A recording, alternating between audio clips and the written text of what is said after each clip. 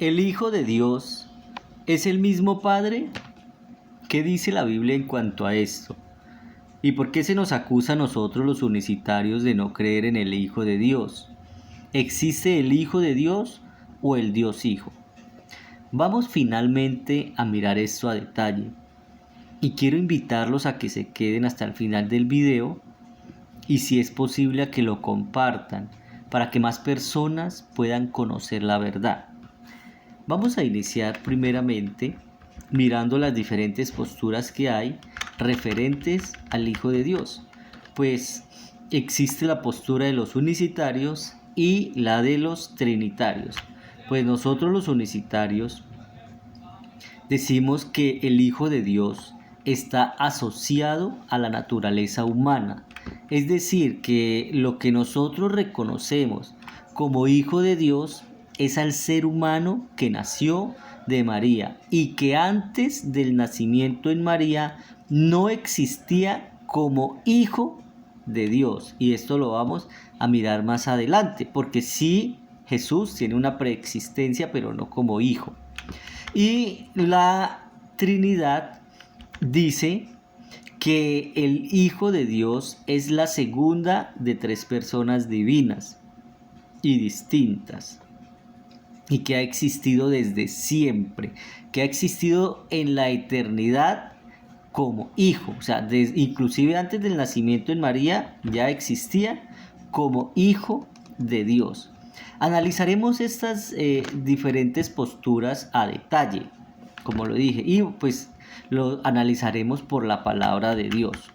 Tomaremos como base un versículo principal de cada una de estas doctrinas. Por ejemplo, el de la Trinidad, vamos a mirar Juan 17:5, que es uno de los textos donde ellos se apoyan para decir o para mostrar que su doctrina es verdadera. Dice así, Juan 17:5, ahora pues Padre, glorifícame tú al lado tuyo con aquella gloria que tuve contigo antes que el mundo fuese.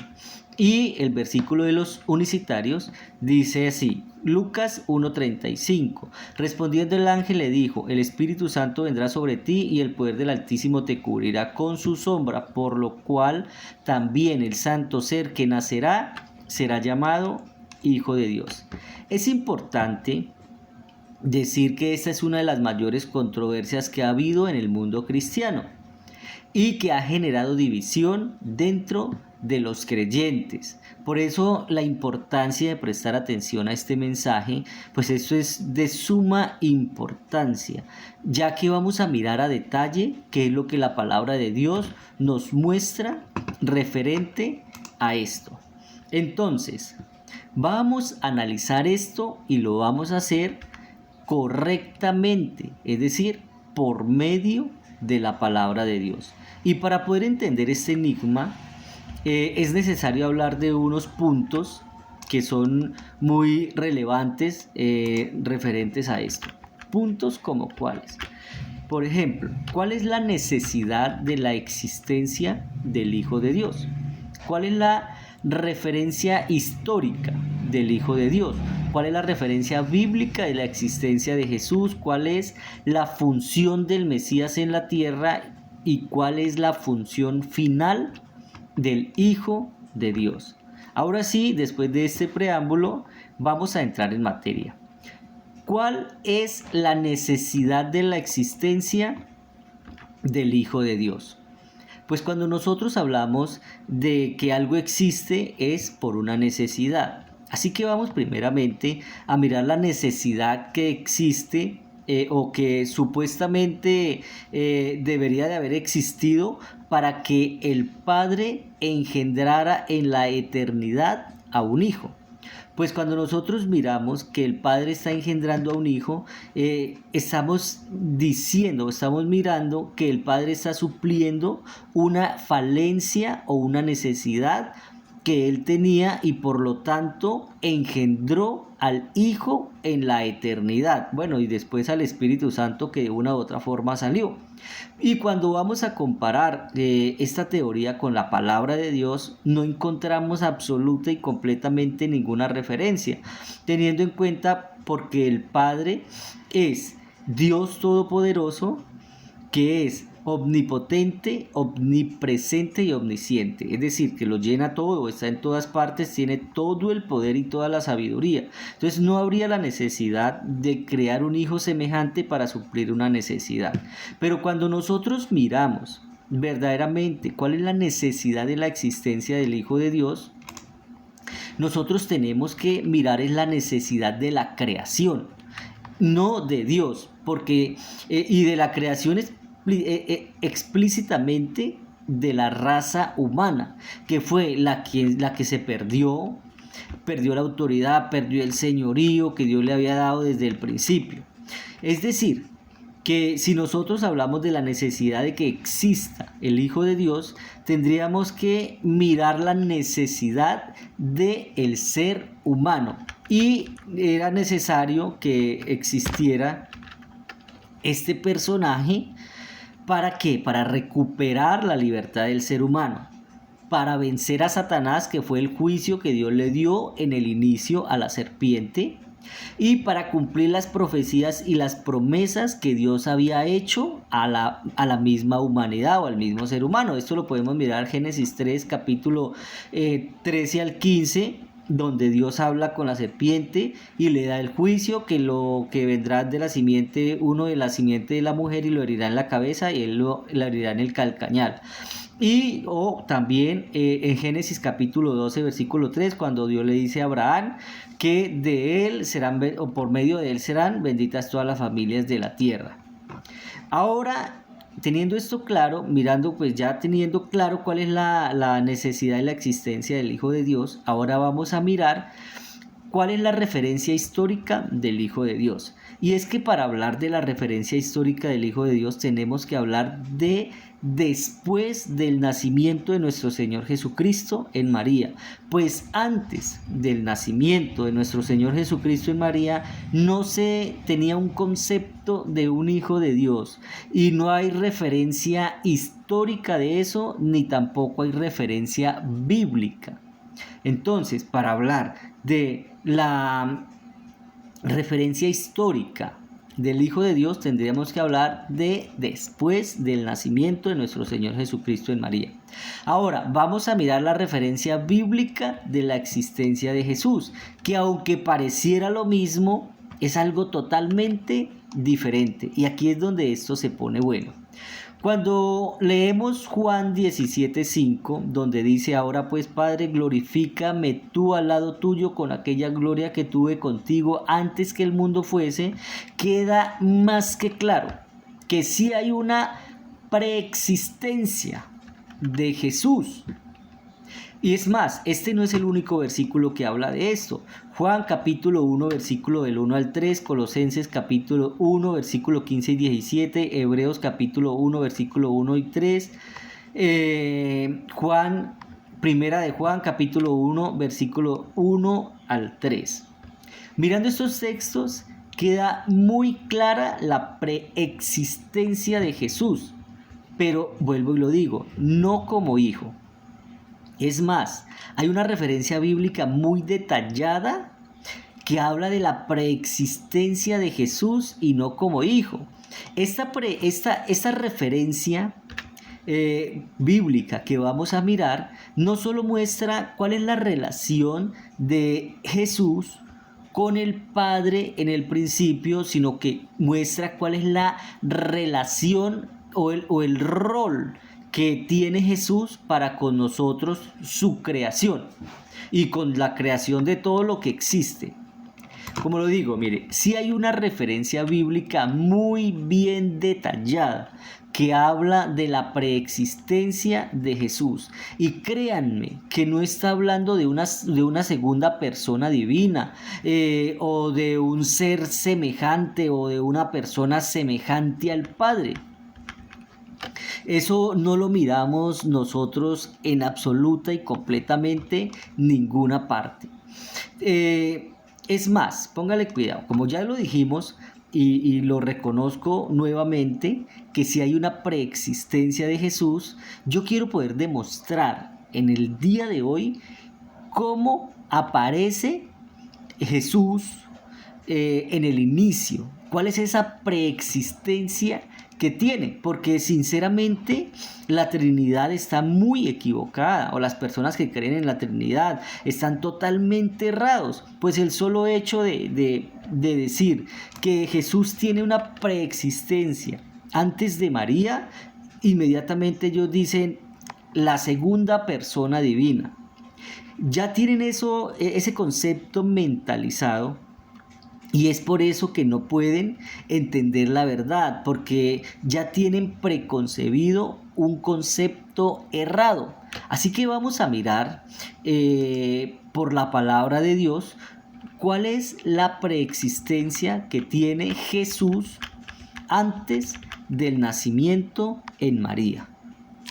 Para entender esto, miremos los textos que hablan acerca de la preexistencia de Jesús. Iniciaremos con el texto base, Juan 17:5, donde dice: ahora pues, Padre, glorifícame tú al lado tuyo con aquella gloria que tuve contigo antes que el mundo fuese. Mire, quien diga que Jesús no tiene una preexistencia antes de su nacimiento en María, no conoce la Biblia. Y la verdad es que le da temor reconocer esto, ya que de pronto no sabe cómo explicarlo o no quiere que la gente se confunda. Es por eso que vamos a revelar verdaderamente cuál es la preexistencia de Jesús. Entonces ya miramos que sí hay una preexistencia de Jesús, y este texto nos habla de que hay una gloria que tuvo con el Padre antes que el mundo fuese. Pero completémoslo con los otros textos que nombramos, por ejemplo, con el texto de Juan capítulo 1 versículo 1 al 3, donde dice: en el principio era el Verbo, y el Verbo era con Dios, y el Verbo era Dios. Este era en el principio con Dios. Todas las cosas por Él fueron hechas, y sin Él nada de lo que ha sido hecho fue hecho. Vamos a despejar un poquito este texto que es tan importante y que es uno de los cuales la Trinidad argumenta de que el Hijo de Dios sí estaba con el Padre en el principio, y que fue por medio del Hijo que Dios creó todas las cosas, por medio del Hijo eterno. Pero pues la verdad, la palabra de Dios no muestra esto por ningún lado. Vamos a interpretar qué es lo que está diciendo este texto. Dice así: en el principio era la palabra, y la palabra estaba con Dios, y la palabra era Dios. Esta era en el principio con Dios. Todas las cosas por la palabra fueron hechas, y sin la palabra nada de lo que ha sido hecho existiera. Esto que estamos viendo es verdaderamente lo que nos está diciendo este texto.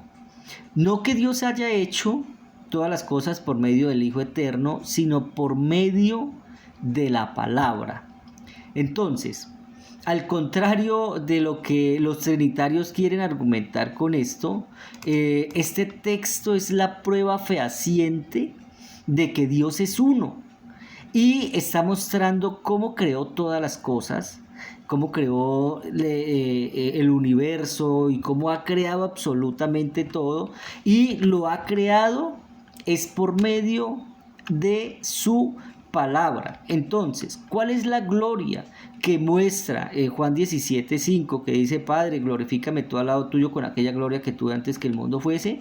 Pues que era el Verbo, o la palabra de Dios. Vamos a seguir mirando esto, porque esto es muy importante, y yo aquí es donde los invito a tener un corazón sincero y a verificar si lo que estamos hablando en este momento es la verdad o no. ¿Y cómo podríamos saberlo? Bueno, pues mirando la palabra de Dios. Lo que miramos en Juan capítulo 1 versículo 1 al 3 dice que en el principio era el Verbo, o yo digo la palabra. Vamos a mirarlo por la Biblia, porque es que nosotros también tenemos el principio de la palabra, o el principio en la creación, o el principio de las cosas lo tenemos registrado en la palabra de Dios. Así que yo los invito a que leamos Génesis capítulo 1. Vamos a buscar al Hijo de Dios. Y los invito a que hagan el ejercicio. Vamos a buscar al Dios Hijo en el principio. Y se van a dar cuenta que no existe. Pero vamos a buscar la palabra en el principio. Y se van a dar cuenta lo siguiente. Génesis 1:3. Y Dios dijo, sea la luz. Génesis 1:6. Luego dijo Dios, haya expansión. Génesis 1:9. Dijo también Dios, júntense las aguas. Génesis 1:11. Después dijo Dios, produzca la tierra. Génesis 1:14. Luego dijo Dios, hayan lumbreras. Génesis 1:20. Dijo Dios, produzcan las aguas seres vivientes. Génesis 1:24. Luego dijo Dios, produzca la tierra seres vivientes. Génesis 1:26. Entonces dijo Dios, hagamos al hombre a nuestra imagen, conforme nuestra semejanza. Como podemos ver, Dios siempre usó el verbo o la palabra, es decir, la expresión hablada, la autoridad dada de una forma audible o el aliento de su boca. Entonces aquí es donde nosotros tenemos que mirar si fue que Dios creó todas las cosas por medio de un Hijo eterno o de un Dios Hijo, o finalmente lo creó por medio del verbo, y por medio del verbo creó todas las cosas, y por medio del verbo o la palabra ha hecho todas las cosas. Y ahí en el principio, en Génesis, nosotros podemos identificar la verdad, que fue por medio de la palabra. Ahora, hay algo muy importante, y es que Juan capítulo 1 versículo 1 al 3, Colosenses capítulo 1 versículo 15 al 17, Primera de Corintios capítulo 8 versículo 6, Hebreos capítulo 1 versículo 2 y Primera de Juan capítulo 1 versículo 2 nos hablan exactamente de lo mismo, pues en ellos encontramos las siguientes referencias a la preexistencia de Jesús. Vamos a mirar porque esto es muy importante. Dice así, vea, que Él es el primogénito de toda creación o el principio de la creación de Dios. Esto lo encontramos en estos textos, yo los invito a que los lean, a que los miren. Podemos complementarlo con Apocalipsis capítulo 3, versículo 14. También dice referente a la preexistencia de Jesús, dice que Él es antes de todas las cosas y todas las cosas en Él subsisten, que el verbo estaba en el principio con Dios, en Él, por medio de Él o por medio del cual fueron creadas todas las cosas y sin Él nada existiría. Todas estas referencias las encontramos referente, valga la redundancia, a Jesús y a su preexistencia. Y yo invito a que lean estos textos y que lo lean con la verdad, o sea, buscando la verdad, no queriendo defender lo que les han enseñado. Pues la misma palabra de Dios nos da claridad acerca de esto. Vamos a seguir, vamos a leer Hebreos capítulo 1, Hebreos capítulo 11, versículo 3. Pues aquí es donde nosotros empezamos a mirar que lo que estoy diciendo en este video tiene la razón, tiene la total razón.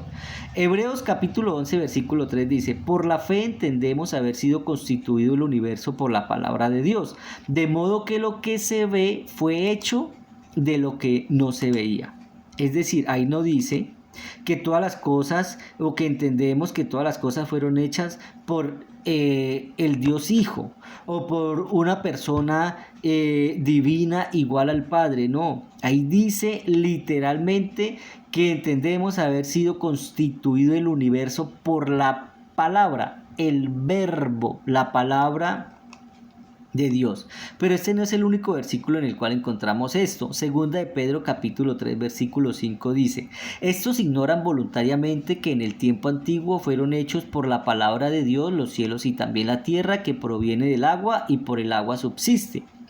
Y mire que esto es tan increíble, vuelvo y lo digo, mire, esto señora voluntariamente que en el tiempo antiguo fueron hechos por la palabra de Dios los cielos y también la tierra. Pero no solo fueron hechos por la palabra de Dios. Segunda de Pedro capítulo 3 versículo 7 dice: pero los cielos y la tierra que existen ahora están reservados por la misma palabra de Dios, guardados para el fuego en el día del juicio y de la perdición de los hombres. O sea que no solo la creó, sino que la sostiene por medio de ella, por medio de la palabra, la sustenta, y es por medio de ella, la palabra, que Dios está haciendo absoluta y completamente todo. Pero entonces, ¿la palabra de Dios es una persona igual al Padre? No. La palabra de Dios es la autoridad de Dios dada de una forma audible. Es una manifestación audible y sonora de Dios, en la cual nos da su voluntad, en la cual hace absolutamente todo. Y para los que están escépticos en cuanto a esto, yo los invito a que leamos Salmos 33:6, porque no falta el que diga: no, es que la palabra o el verbo sí es una persona igual al Padre, y no es la expresión o el aliento de su boca. Bueno, vamos a leer Salmos 33:6, donde dice: por la palabra de Jehová fueron hechos los cielos y todo el ejército de ellos, por el aliento de su boca. No por un Dios Hijo, no por una persona divina igual al Padre o por una Trinidad, sino que la palabra de Dios muestra la referencia de que Dios creó todas las cosas por medio de su palabra. Así que aquí hay algo muy importante. Y es muy importante porque ya nosotros miramos que, por ejemplo, en Colosenses dice: y Él es la imagen visible, el Dios invisible, el primogénito de toda creación, porque por medio de Él fueron creadas todas las cosas, y muestra. Entonces, ¿por medio de qué? Por medio de la palabra, no de un Dios Hijo. Y cuando nosotros miramos Juan capítulo 1 versículo 14, tenemos la grandísima sorpresa de mirar que ahí nos dice: y aquella palabra fue hecha carne y habitó entre nosotros. Eso es lo que dice el texto. Y aquel verbo fue hecho carne y habitó entre nosotros. Traduzcámosla. Y la palabra fue hecha carne y habitó entre nosotros. Esto es algo supremamente fácil de comprender. Muchas personas dicen: o sea que el Padre o Dios se bajó del cielo y se metió en Cristo. ¿Pero qué fue lo que envió? Vamos a mirar Isaías capítulo 55. Porque en Isaías 55 nosotros entendemos verdaderamente qué es lo que está pasando. Pues cuando nosotros miramos Isaías 55, dice que así como la lluvia cae sobre la tierra y por donde pasa la riega y da vida, así será mi palabra, dice el Señor. Él enviará su palabra y su palabra dará vida. Eso es lo que está pasando en este momento. Dios envió su palabra a manifestarse en carne. Esa palabra, el que la recibe, obtiene vida por esa palabra, y no cualquier vida, sino la vida eterna. Vamos a seguir. ¿Cuál es la función del Mesías en la tierra? Pues como ya lo dijimos, el Mesías, el Hijo de Dios, el hombre, tuvo una serie de funciones muy importantes en la tierra, las cuales era derrotar a Satanás, rescatar o salvar al ser humano, pagar la consecuencia del pecado, dar el camino a Dios y dar el verdadero alimento del cielo. Y ese alimento no es su carne y su sangre, sino que Él lo dijo: la carne y la sangre para nada aprovecha. Las palabras que yo os doy son espíritu y son vida. Así que lo que está dando nuestro Señor Jesucristo, que es el verbo hecho carne, no es otra cosa más sino la palabra de Dios. Es dándose Él, que es la palabra de Dios, dando vida. Mire, a mí siempre me ha llamado mucho la atención que los trinitarios quieran demostrar su creencia trinitaria o la similitud del Hijo para con el Padre con Juan capítulo 5, 26, donde dice, porque como el Padre tiene vida en sí mismo, así también ha dado al Hijo el tener vida en sí mismo. Y acomodan este texto a su doctrina, pues quieren demostrar con este texto que el Hijo vive por sí solo igual al Padre. Pero analicemos con sinceridad a ver qué es lo que está diciendo este texto. Leamos. Pero vamos a leerlo con el contexto, desde Juan capítulo 5, versículo 24 para poder entenderlo. Dice así, de cierto os digo, que el que oye mi palabra y cree al que me envió tiene vida eterna y no vendrá a condenación, mas ha pasado de muerte a vida. De cierto os digo, viene la hora y ahora es cuando los muertos oirán la voz del Hijo de Dios y los que lo oyeren vivirán. Ahora sí, porque como el Padre tiene vida en sí mismo, así también ha dado al Hijo el tener vida en sí mismo.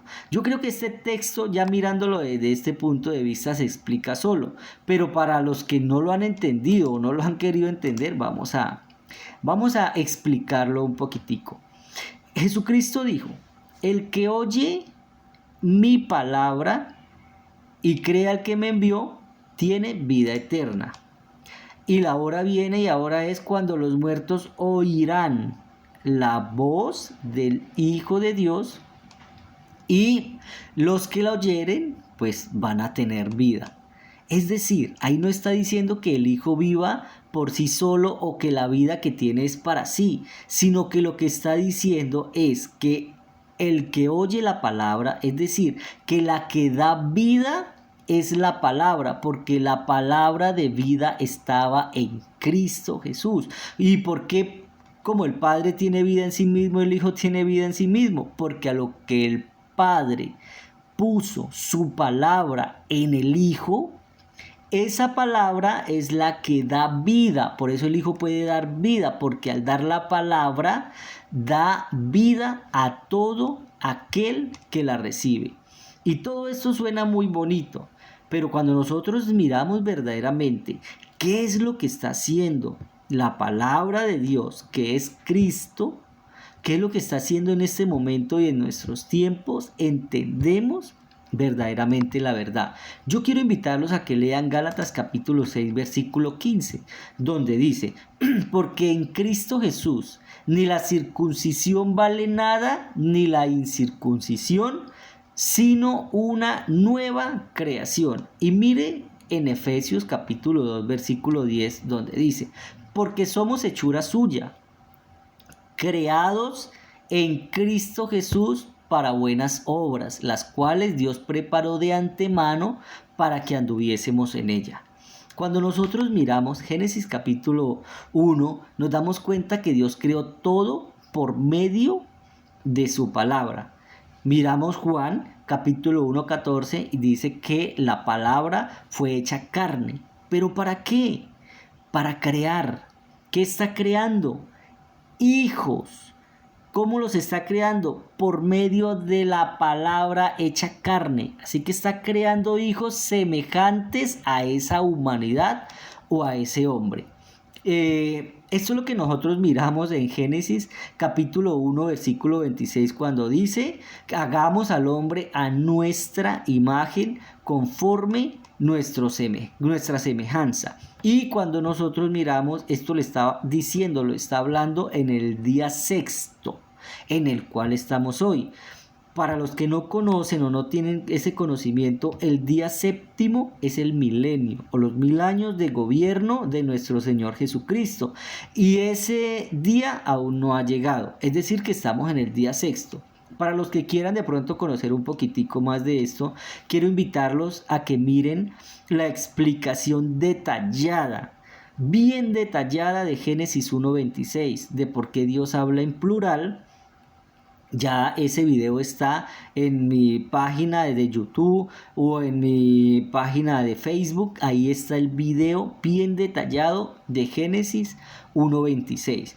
Vamos a mirar cuál es la función final del Hijo de Dios. Porque hay una función final del Hijo de Dios. Mucha gente dice, o sea que en este momento en el cielo Jesucristo subió al cielo y se sentó a la derecha del Padre. Es decir, que está el Padre y está el Hijo sentado a la derecha. Pero ¿qué dice la Biblia en cuanto a eso? Vamos a mirar. Yo los invito a que leamos Hebreos capítulo 1, versículo 1 en adelante. Dice así, por lo menos del 1 al 3. Dice, Dios, habiendo hablado muchas veces y de muchas maneras en otro tiempo a los padres por los profetas, en estos postreros días nos ha hablado por el Hijo, a quien constituyó heredero de todo y por quien asimismo hizo el universo, el cual, siendo el resplandor de su gloria y la imagen misma de su sustancia, y quien sustenta todas las cosas con la palabra de su poder, habiendo efectuado la purificación de nuestros pecados por medio de sí mismo, se sentó a la diestra de la majestad en las alturas. Vamos a despejar esto a detalle versículo por versículo. Miremos. Hebreos 1:1 dice, Dios, habiendo dado su palabra muchas veces y de muchas maneras en otro tiempo a los padres por los profetas, Hebreos 1:2, en estos postreros días nos ha dado su palabra por el Hijo o por medio del Hijo. ¿Y quién es el Hijo? A quien constituyó heredero de todo. Así que el Hijo es a quien constituyó heredero de todo, es decir, que Él es el que va a heredar todo. Pues este Hijo hombre es su misma palabra manifestada y fue por medio de ella que hizo el universo. Y es por medio de ella que está creando hijos. Ahora sí, Hebreos 1:3.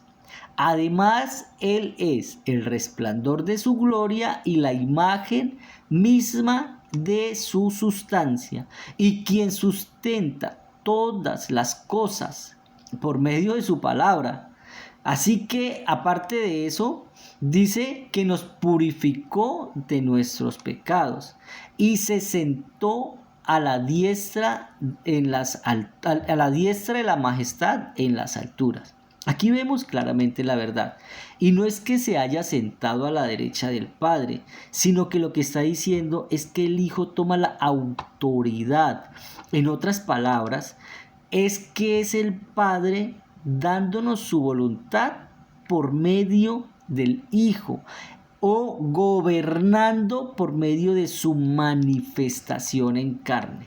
Es decir, que la función del Hijo de Dios es ser el rey de toda la creación, tanto de lo celestial como de los seres humanos. Esto lo podemos mirar en Filipenses capítulo 1, versículo 10. Así que esto que nosotros estamos diciendo es lo mismo que le fue revelado al profeta Daniel en Daniel capítulo 7 versículo 13 y 14, cuando dice que en la visión de la noche miró que venía uno como hijo del hombre con las nubes y que se le dio gobierno, reinado, poder, autoridad, todo esto para que gobernara sobre todas las cosas. Pero también lo podemos mirar en Apocalipsis capítulo 5 versículo 11 al 13 y en Apocalipsis capítulo 19 versículo 11 al 16. Nosotros miramos y mirando estos textos queda más que claro que a quien le fue dado el poder, la autoridad, el dominio y la gloria no es a un Hijo eterno igual al Padre, sino a un hombre o a un ser humano, para que este ser humano fuera el Señor de todo, porque este ser humano no es otra cosa más sino la gloria y la imagen misma de la sustancia de Dios, es decir, que es el mismo Dios por medio de su palabra manifestado en carne. Entonces aquí es donde nosotros terminamos y vamos a terminar donde iniciamos. O sea que el Hijo de Dios es el mismo Padre? Tendríamos que decir no y sí. ¿Y no por qué? Porque el Hijo de Dios es un ser humano, un hombre con debilidades y necesidades. Esto porque aunque el Hijo de Dios era la misma palabra o el mismo verbo de Dios y la autoridad de Dios manifestada en carne, Dios sujetó esa autoridad o ese poder al plano natural de los hombres, pues quien debía recuperar el señorío, vencer a Satanás, era un hombre, no Dios. Así que lo que nosotros podemos decir es que Dios derrotó a Satanás como hombre por medio de su palabra.